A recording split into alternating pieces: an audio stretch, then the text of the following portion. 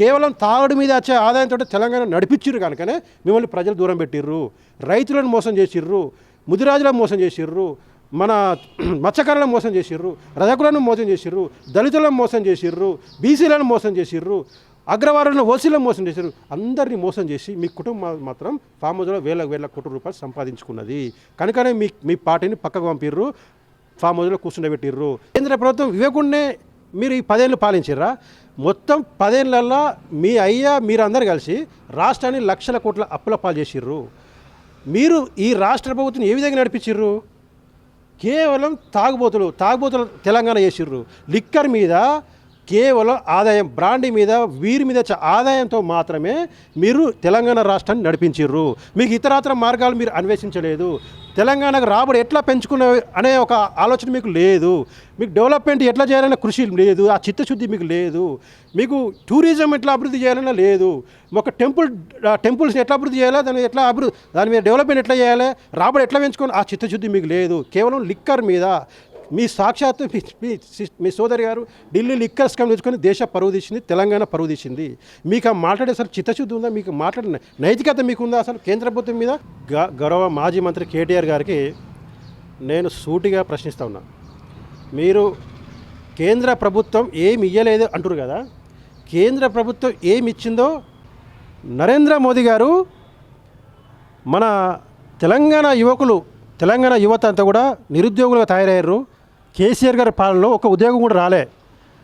చదువుకున్న డిగ్రీ పీజీలు చేసినా ఆ పై చదువుకున్నా కూడా పిల్లలకు ఉద్యోగాలు రాలే. తెలంగాణ యువత అంతా ఈ కేసీఆర్ గారు తాగుబోతుల తెలంగాణ చేసి పిల్లల్ని భ్రష్టు పట్టిస్తున్నామని చెప్పి, తెలంగాణ యువత బాగుండాలని చెప్పి, వాళ్ళకు ఉద్యోగాల అవకాశాలు రావాలని చెప్పి రామగుండం ఎరువుల ఫ్యాక్టరీ ఓపెన్ చేయించిన ఘనత ఎవరిది? కేంద్ర ప్రభుత్వం. ఈరోజు వేలాది మంది నిరుద్యోగులకు అక్కడ గోదావరికని రామగుండంలో ఎరువుల ఫ్యాక్టరీ ద్వారా అక్కడ ఉద్యోగాలు వస్తున్నాయి. అక్కడ ఎరువుల ఫ్యాక్టరీ ఓపెన్ అయింది కేంద్ర ప్రభుత్వం కృషి వల్ల. నిజామాబాద్లో పసుపు ఓపెన్ అయింది. అక్కడ రైతులకు, అక్కడ ఉన్న లక్షలాది మంది రైతులకు ఉపయోగం ఉండాలని, ఆ రైతులందరికీ మంచి చేయాలని ఈ దరిద్రపు కేసీఆర్ పాలనలో రైతులకు మేలు చేయలేదు కాబట్టి నిజాం షుగర్ ఫ్యాక్టరీ ఓపెన్ చేపిస్తాను గద్దెనెక్కిన ఈ దుర్మార్గుడు, నిజాం షుగర్ ఫ్యాక్టరీ ఏర్పాటు చేస్తాను రైతులను మోసం చేసిన ఈ దుర్మార్గుడు కేసీఆర్, ఈ దుర్మార్గుని మోసపోయిన రైతులందరూ వాళ్ళకు పసుపు బోర్డు ఇచ్చి ఆదుకున్న వ్యక్తి, గొప్ప వ్యక్తి నరేంద్ర మోడీ గారు. దాంతోపాటే ఈరోజు ప్రతి జిల్లా కూడా మెడికల్ కాలేజ్ ఎవరి వల్ల వస్తున్నాయి? పసుపు బోర్డు నరేంద్ర మోడీ గారిదే, ఎరువుల ఫ్యాక్టరీ నరేంద్ర మోడీ గారిదే.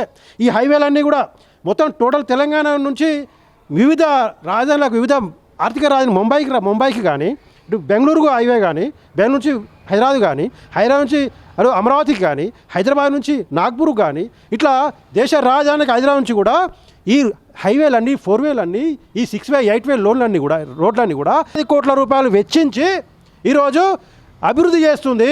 ఈ దుర్మార్గుడైన కేటీఆర్కు తెలియదా ఈ విషయం? ఆ విషయం అవాకులు నరేంద్ర మోడీ గారి మీద మాట్లాడితే నీ ముఖమైన నరేంద్ర మోడీ గారు ఉమ్మెత్తే నీ ముఖం మీద పడుతుంది. అది రైల్వే స్టేషన్ దేశవ్యాప్తంగా ఉన్న రైల్వే స్టేషన్ నరేంద్ర మోడీ గారి ప్రభుత్వం వచ్చిన తర్వాత నరేంద్ర మోడీ గారి ప్రభుత్వం వచ్చిన తర్వాత దేశవ్యాప్తంగా ఉన్న రైల్వే స్టేషన్లు అన్నీ కూడా అభివృద్ధి చెందినాయి. అయోధ్య వారు రాముల వారిని కించపరిచారు, తలంబ్రాలు అంటాడు, అవన్నీ ఇక్కడనే తయారు చేసి అక్షింతలు అంటాడు. ఇక్కడ తయారు చేయాలి అక్షింతలు.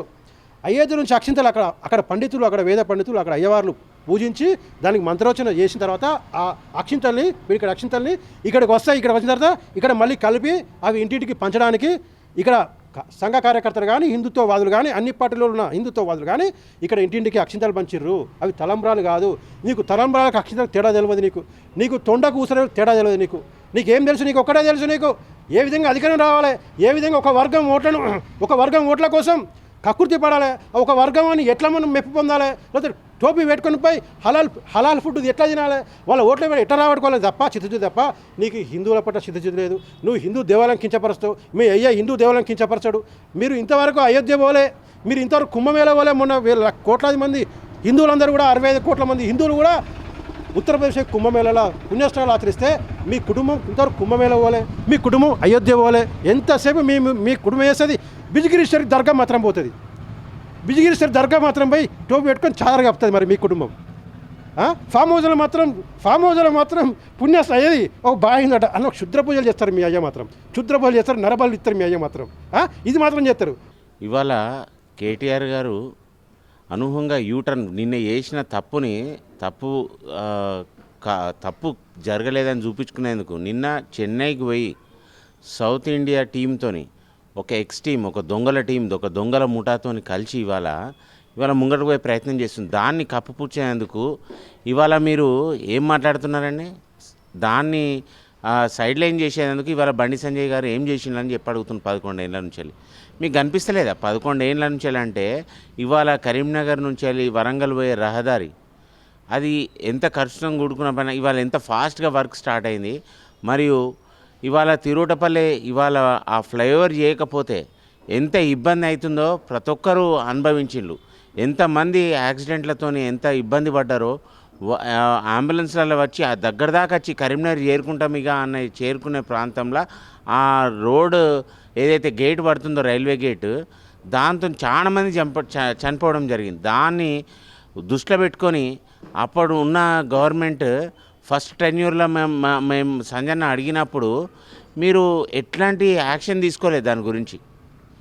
అదే ఇక వీళ్ళు చేసేటట్లేరు అని చెప్పి మళ్ళీ ఆరోబి వీళ్ళు చేసేటట్లేరు, వీళ్ళు మ్యాచింగ్ గ్రాంట్స్ ఇచ్చేటట్లేరు స్టేట్ గవర్నమెంట్ చేయాలని చెప్పి సెంట్రల్ గవర్నమెంట్ మళ్ళీ పూనుకొని మళ్ళీ 152 కోట్లు మొత్తం సెంటర్ ఖర్చుతోనే ఇవాళ ఆ ఫ్లైఓవర్ కూడా నిర్మాణం స్టార్ట్ అయింది.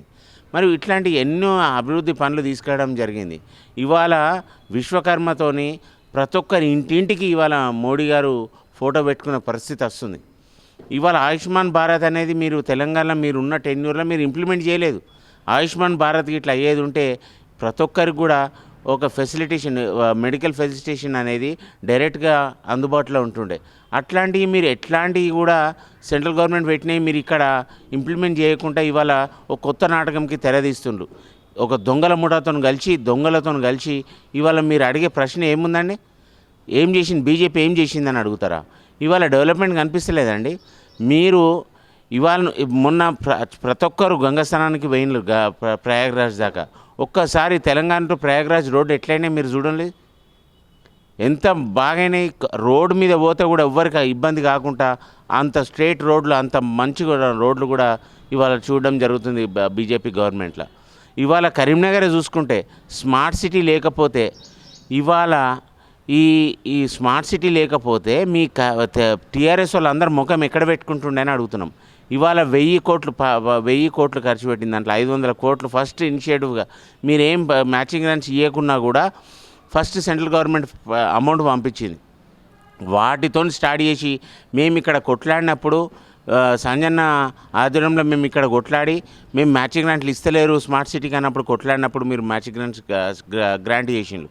ఇవన్నీ మర్చిపోయిండ్లా మీరు? మళ్ళీ కొత్తగా తెరదీస్తున్నారు. అవును, అయోధ్య బియ్యం పంచితే తలంబ్రాలు పంచితే తప్పేమున్నది? మేము తప్పేముందని ప్రశ్నిస్తున్నాం. ఇవాళ మీరు అంతకుముందు హిందువులకు చేసింది ఏందండి? మీరు మైనార్టీ పేరు చెప్పి మీరు వాళ్ళకు రంజాన్ అన్నీ అవన్నీ ఇస్తుండే. మరి హిందువులకు ఏం చేసిండ్రు? ఇప్పుడు వెనుకబడ్డ వాళ్ళు చాలామంది ఉన్నారు.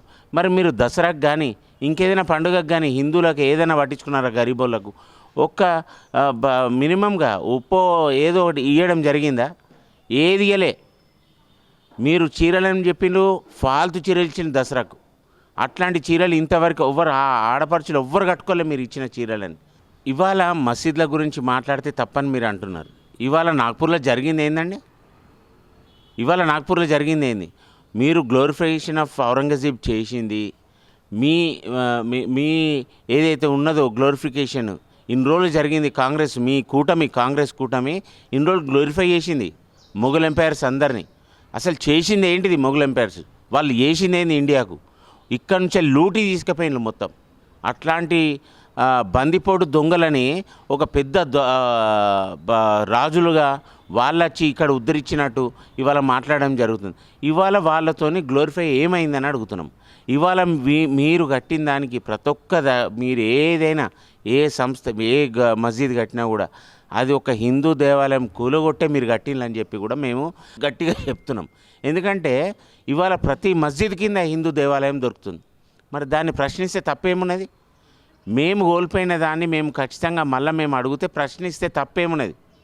Recreating our history. మేము మా హిస్టరీ నీ తప్పుదోవ పట్టించిండ్రు, మా హిస్టరీని మేము చెప్తామని చెప్పి కూడా, చెప్తే తప్పేమున్నదని చెప్పి కూడా మేము సమాజాన్ని మేము అడుగుతున్నాం. రండి, సిద్ధం రండి. మీరు ఏ క్వశ్చన్ చెప్పేందుకు కూడా మా చిన్న కార్యకర్త బూత్ ప్రెసిడెంట్ కూడా మీకు జవాబు ఇచ్చేందుకు రెడీగా ఉన్నారు. మా పటిష్ట చూసి, మా బూత్ ప్రెసిడెంట్ ప్రతిష్టలు చూసి, ఇక్కడి నుంచి అవన్నీ చూసి ఓర్వలేక ఇవాళ మీ నాయకులను రెచ్చగొట్టే ప్రయత్నం చేస్తుండ్రు. రండి, మీరు కేటీఆర్ గారు అడిగే ప్రతి ప్రశ్నకు ఒక బూత్ ప్రెసిడెంట్ కూడా, మా దగ్గర బూత్ ప్రెసిడెంట్ ఒక అత్యున్నత స్థాయి. ఎందుకంటే స్టేట్ ప్రెసిడెంట్ ఎవరికి గైడ్లైన్స్, ఎవరితో డైరెక్ట్ మాట్లాడే ప్రయత్నం చేస్తున్నారు బూత్ ప్రెసిడెంట్లను. ఇవాళ మీరు అడిగే క్వశ్చన్లని మీ నాయకులను పంపిండి, మిమ్మల్ని ఎదుర్కొనేది మేము బూత్ ప్రెసిడెంట్లమే ఇక్కడ ఉండి. మేము ఖచ్చితంగా హెచ్చరిస్తున్నాం. మీరు ఇట్లా ఇది మానుకోపోకపోతే, మీరు మైనారిటీ సంతుష్టీకరణ మానుకోకపోతే మాత్రం హిందువులందరూ ఇప్పటికే జాగున్నారు. వాళ్ళందరూ కూడా మేలుకోబడ్డారు. వాళ్ళు చేసే పనులు మీకు ముందు తెలుస్తాయి. రానున్న రోజులు ఖచ్చితంగా బీజేపీ ఇప్పుడు బీజేపీ రాబోతుంది. ఇప్పుడు అసెంబ్లీ ఎలక్షన్, ఇప్పుడు మీరు తక్షణంగా పెట్టండి అసెంబ్లీ ఎలక్షన్ మొత్తం రద్దు చేసి మీరు రాజీనామా చేసి రండి. కాంగ్రెస్ని కూడా మేము డైరెక్ట్ అడుగుతున్నాం, రండి మీరు ఎలక్షన్కి. బీజేపీ వర్సెస్ కాంగ్రెస్ ఉంటుంది. ఈడ బీఆర్ఎస్ పరిస్థితి ఏం లేదు, ఈడ జీరో బీఆర్ఎస్. ఇప్పుడు లోకల్ ఎన్నికలు వస్తే మీకు తెలుస్తుంది కదా. మీరు కాంగ్రెస్తో పొత్తు పెట్టకపోతే మాత్రం మీరు ఖచ్చితంగా పొత్తు పెట్టుకుంటారు అనేది కూడా మా యొక్క మీరు పొత్తు పెట్టుకోవాలి. రెండిట్లని కలిపి ఓడగొట్టేది బీజేపీ అని చెప్పి కూడా మేము చెప్పదలుచుకుంటాం.